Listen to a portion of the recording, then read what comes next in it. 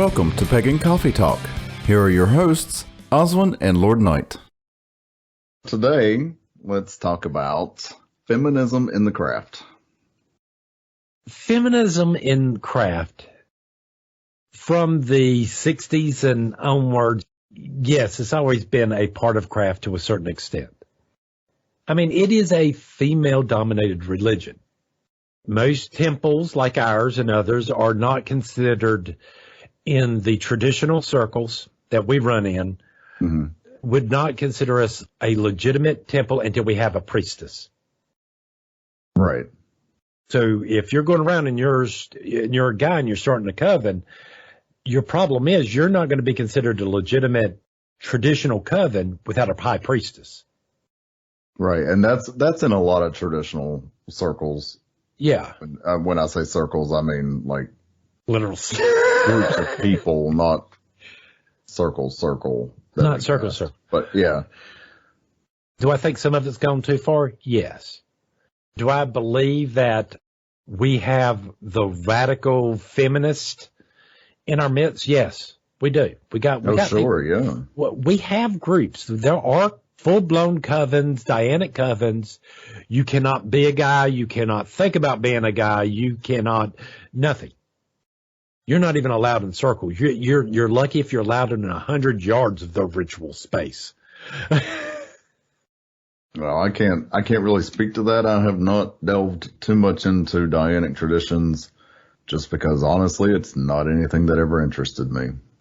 It never interested me, but I understand the economy that they're doing there. Mm-hmm. But it drives me up the wall because what I'm seeing is for as far feminist as some of these groups are, they're just as bad as the patriarchy. Did that make sense? Yes, I think so.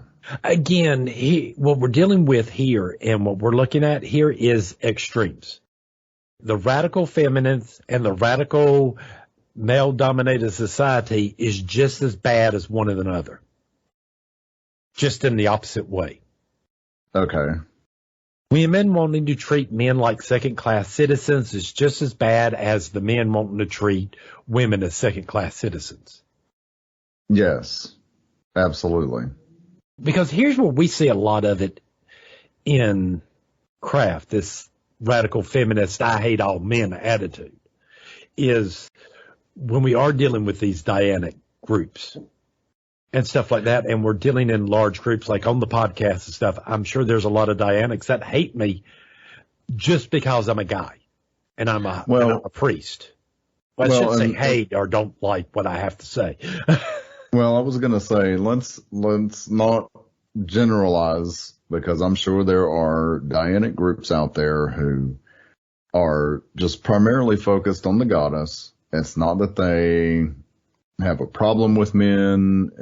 They prefer, as far as spirituality goes, to be in the presence of women, focusing on the female aspect of deity. And look, I'm sure there are those who, are thoroughly against men. Right. They exclude men, or there's even some covens we've ran into. And you know what I'm talking about here, where men are allowed into circle and stuff, but yet it's still very female dominated. Right.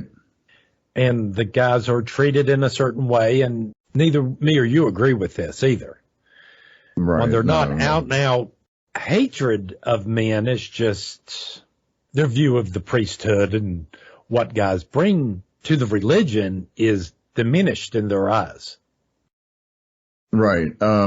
Dianic, the most notable Dianic tradition, I believe, I'm trying to find her name, Budapest. I can't find her first name, unfortunately. But she basically had a quote. When asked why men and gods are excluded from rituals, she stated, "It's the natural law. As women fare, so fares the world. Their children, and that's everybody. If you lift up the women, you have lifted up humanity. Men have to learn to develop their own mysteries. Where is the order of Adus, Pan, Zagreus? not only research it, but then popularize it as well as I have done. I completely agree with what in the world she's saying. So it was not formed as a hatred, with hatred for men. It was formed as a female only. There are men only groups. Well, so, you got the Golden Dome. The Golden Dome, as far as I know, are men only. Okay. Well, there you have it. For the same reasons I don't like the Dianics, I don't like the Golden Dome either. No. Well, yeah. Does that make sense? I mean, well, yeah, I think you feel the same way I do. In my opinion, it's not good to be exclusive. Right.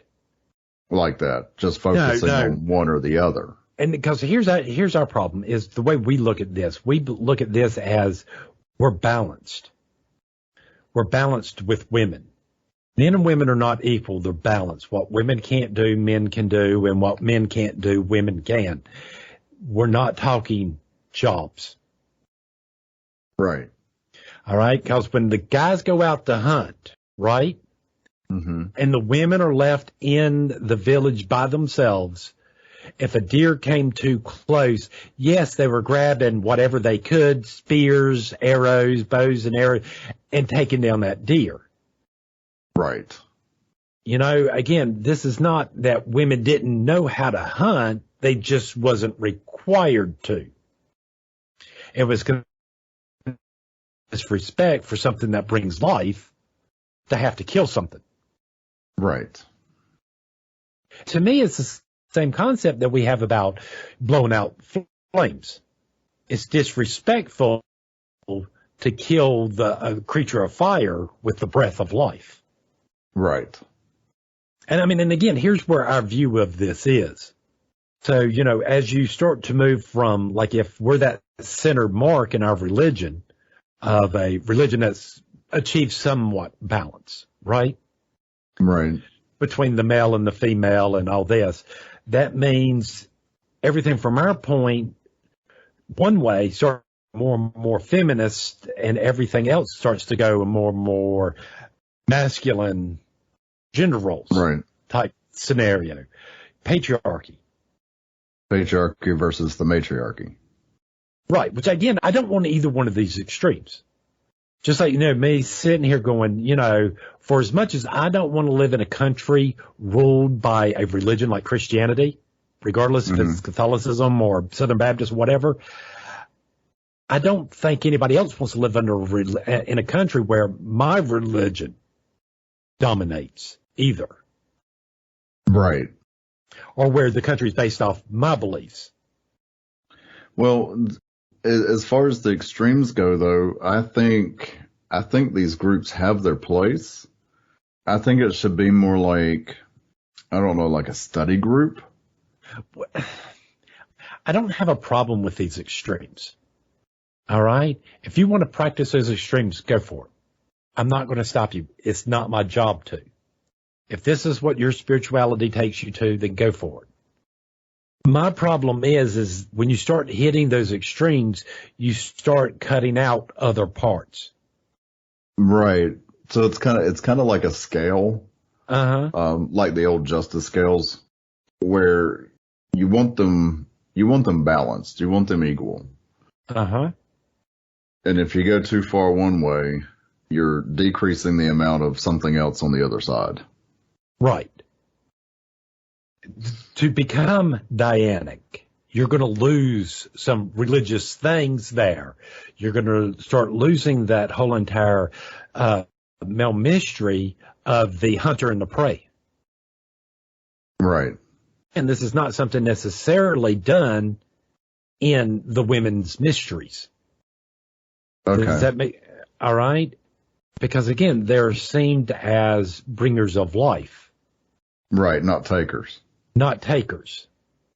You got to ask yourself these questions. We are balanced to work together, and more like, why do we have these extremes?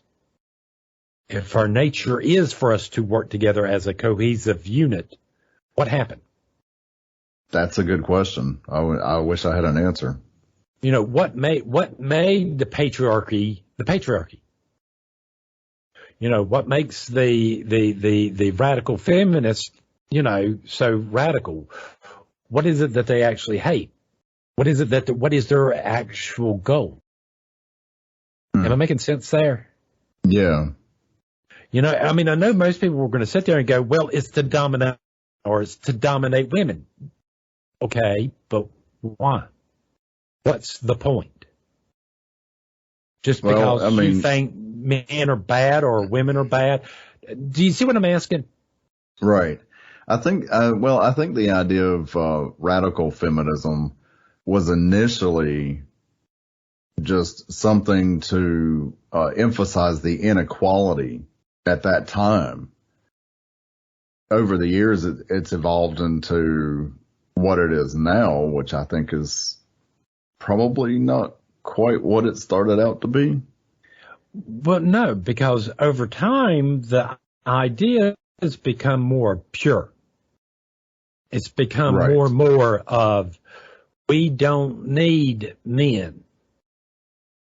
Just like, you know, on the male end, yeah, they're doing the same thing. No, we don't need women, but we do as a species.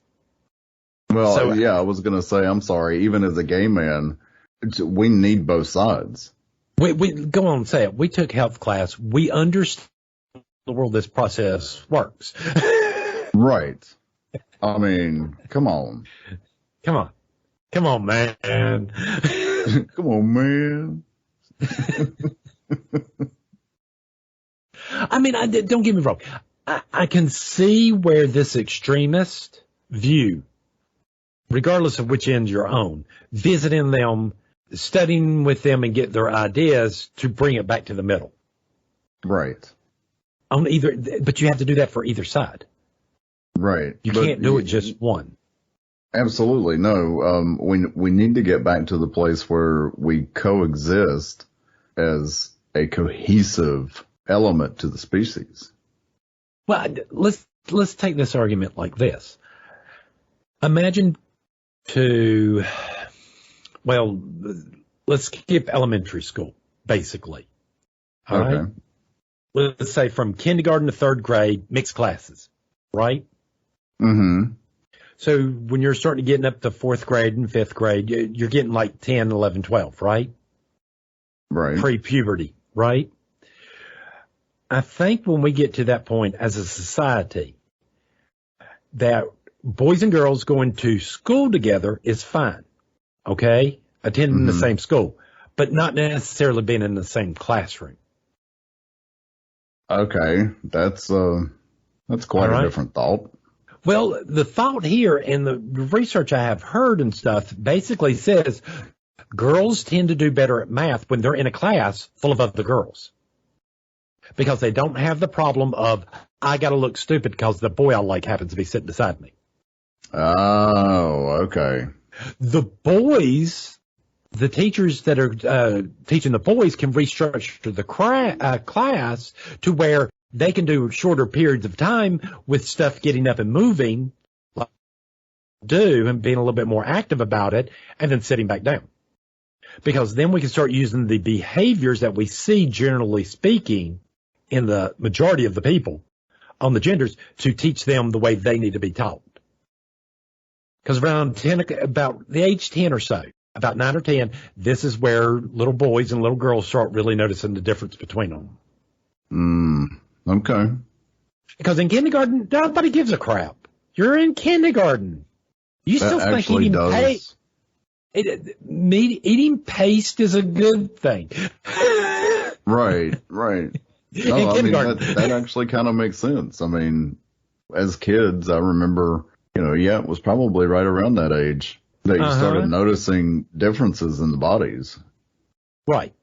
Even being a gay boy, a gay kid growing up in this, when I was in a classroom, because I was in special ed, and the ratio to boys or girls were more boys than girls. Okay. In special ed. I'm not saying girls aren't in there. They're just fewer.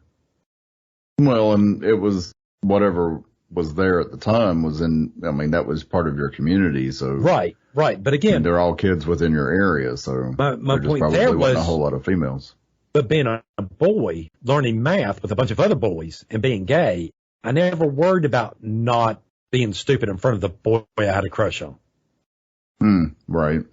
Does that make sense? For some reason, gay kids, I don't think, have that learning problem to where I got to be dumber than this guy. And I think the same thing's true about lesbians. When they're going to class, they don't have this fear of not looking too smart or not being smart when in class with a girl that they like.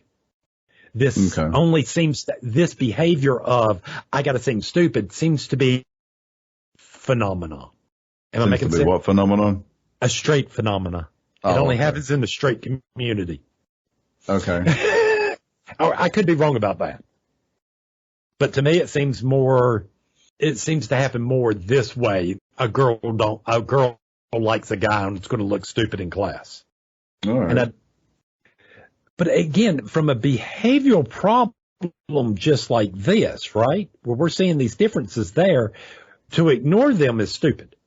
Oh, absolutely. All right. But to sit there and take them to their extremes is just as stupid too. Well, like I said, I think if you're going to do, it's like, an exclusively female group, an exclusively male group, I think those are best as like an addition to. Well, it would be nice to see these two extreme groups every so often come together and do something together. Right. That's what I'm saying. It should be an addition to a balanced practice. Well, for the humor's sake, I want you to think about Dianetics working with Dom to do something together. Well, I mean, even in Life Temple, we had a Dianic priestess.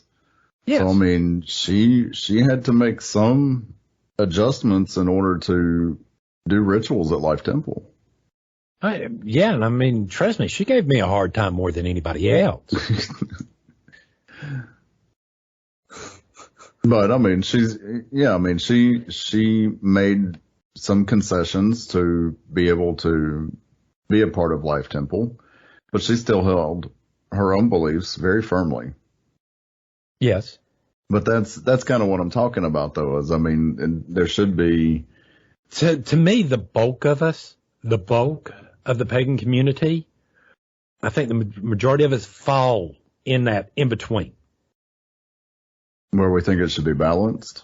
Where we think it should be balanced between men and women. We don't mind working with each other and all this. And that the Dianics and or should I say the more radical feminists, just like the more radical males on this end, are very few and far between.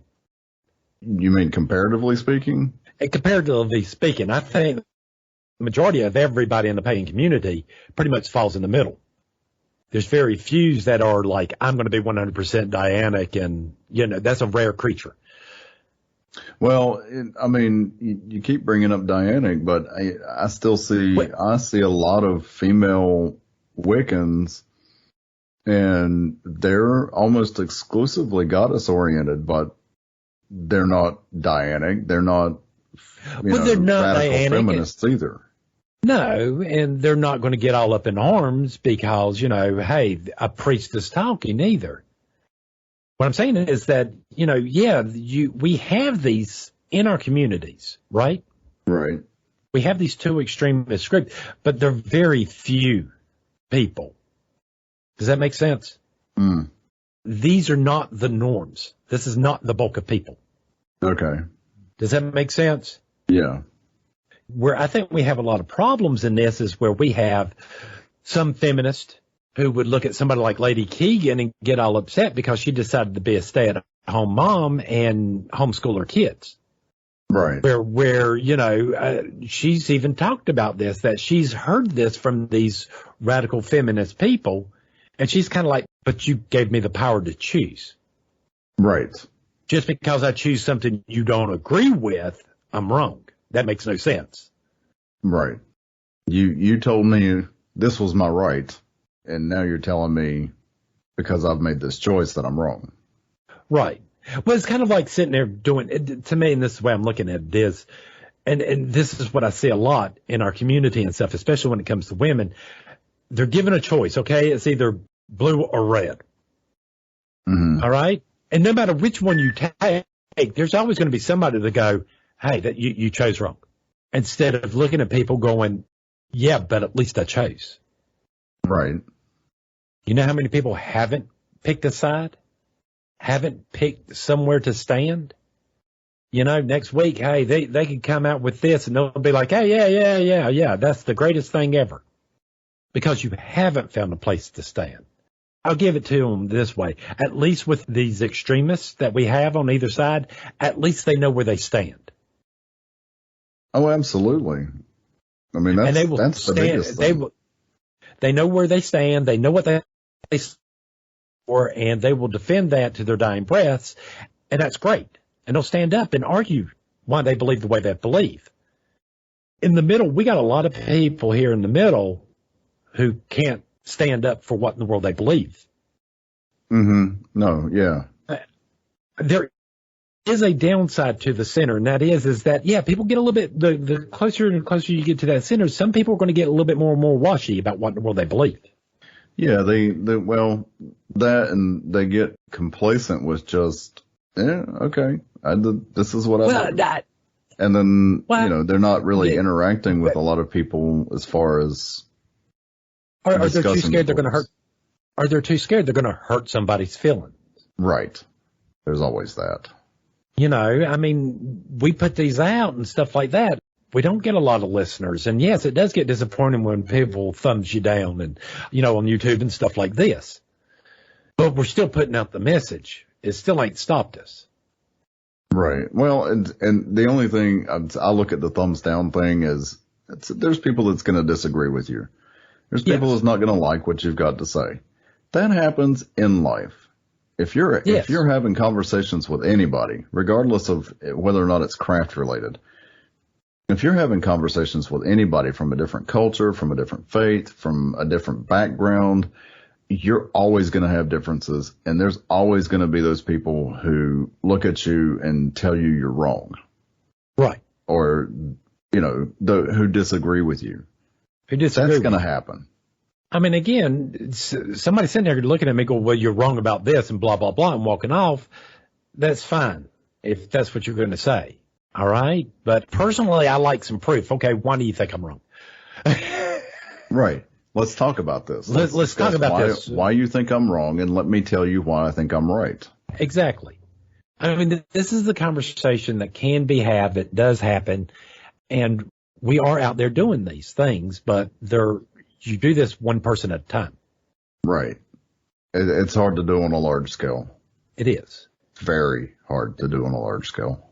But again, these extremes are the same extremes I can see in politics. It's the same extremes I can see in religions.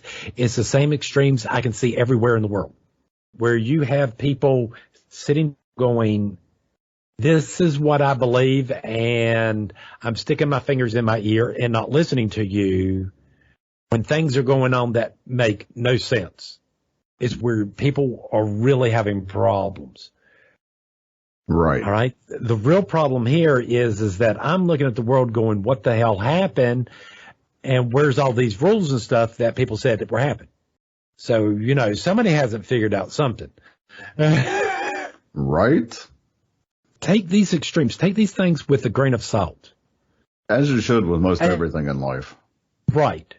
We believe to strive for balance. That means strive in balance in our religion between the sexes and each other. Right. So I think that's about it. I'm not sure if we actually ever answered the question. I hope we did. So I mean, I don't know that it was really a question. It was more of a statement. So it's out there, and there are some radical people out there that believe a certain way. And yes, my belief is that they're allowed to believe whatever in the world they want. I can't stop them. I'm not. Well, no, wouldn't want to. But you know what? Let us know what you think. several ways to get in touch with us. We've got YouTube, we've got Discord. Let's have this conversation. And I'm out of coffee. Yeah, I'm out of coffee too. Thanks for listening. Join us next week for another episode. Pagan Coffee Talk is brought to you by Life Temple and Seminary. Please visit us at lifetempleseminary.org for more information, as well as links to our social media: Facebook, Discord, Twitter, YouTube, and Reddit. We travel down this trodden path, a maze of stone and mire. Just hold my hand as we pass by a sea of blazing pyres. And so it is the end of our days, so walk with me till morning breaks. And so it is the end of our days, so walk with me till morning